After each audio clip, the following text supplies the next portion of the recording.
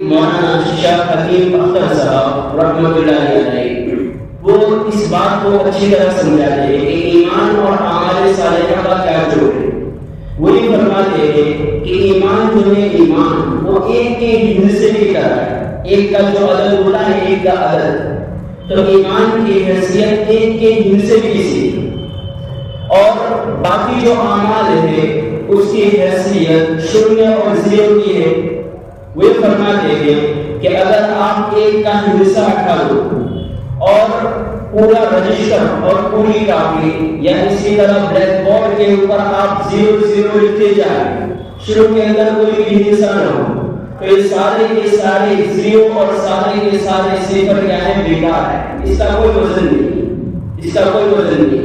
لیکن اسی 0 کے آگے اگر آپ ایک کا حصہ لگا دیں، ایک کا عدد لگا دیں، تو یہ سارے کے سارے 0 وزنی ہو جائیں گے۔ ایک کے عدد کے بعد اگر ایک کا 0 لگا تو یہ 10 ہو گیا، اور یہ 0 کی علامت ہو گیا۔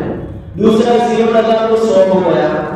ایک کی وجہ سے ان کا وزن بڑھ رہا ہے، 0 کا جو وزن بڑھ رہا ہے وہ ایک کی وجہ سے بڑھ رہا ہے۔ اگر ایک کو لکھا تو یہ 0 کی کوئی حیثیت نہیں۔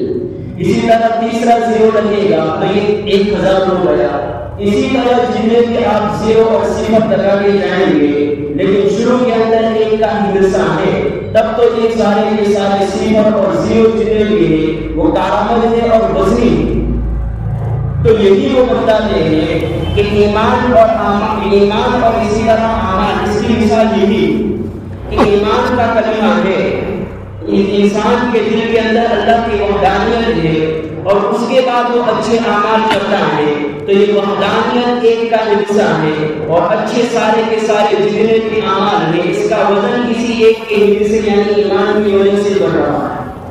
لیکن آگے وہ یہ بھی فرماتے ہیں کہ جو 0 ہے 0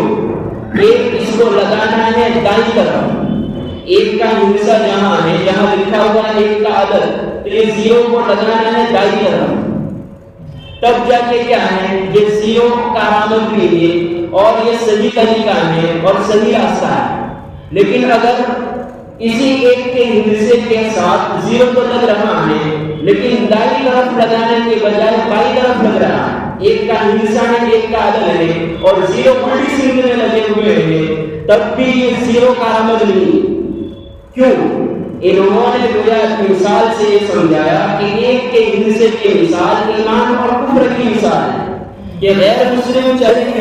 سے عمل کرنے جائے، کتنے ہی 0 دائیں طرف لگا کے جائے، لیکن شروع کے اندر ایک کا حصہ نہیں ہے، تو غیر مسلم اور کافروں کا یہ عمل قابل قبول نہیں ہے۔ اسی طرح ایک کا حصہ ہے لیکن وہ 0 لگ رہا ہے دائیں جانب کے بجائے بائیں جانب، تو یہ سنت سے ہٹ کر مثال ہے۔ یعنی ہم جو بار بار سنتے ہیں کہ ایمان کا جو بول ہے، ایمان کا جو کلمہ ہے لا الہ الا اللہ محمد رسول اللہ صلی اللہ علیہ وسلم، تو لا الہ الا اللہ کے بعد جو محمد رسول اللہ کا جو دوسرا جملہ ہے، جیسے ہم بار بار سادہ زبان میں سنتے ہیں کہ محمد صلی اللہ علیہ وسلم کے طریقوں پر چلنے میں 100% کامیابی، اور اس کے علاوہ طریقوں پر چلیں گے تو 100% ناکامی۔